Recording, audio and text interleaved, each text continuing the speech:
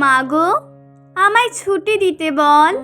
সকাল থেকে পড়েছি যে মেলা, এখন আমি তোমার ঘরে বসে করব শুধু পড়া পড়া খেলা। তুমি বলছো দুপুর এখন সবে, না হয় যেন সত্যি হলো তাই। একদিনও কি দুপুর বেলা হলে বিকেল হলো মনে করতে নাই?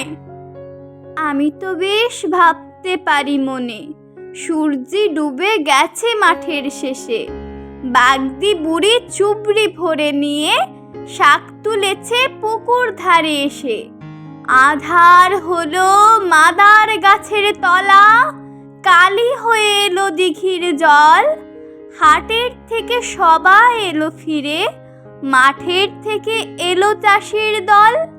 মনে করো না উঠল সাঁঝের তারা, মনে করো না সন্ধে হলো যেন।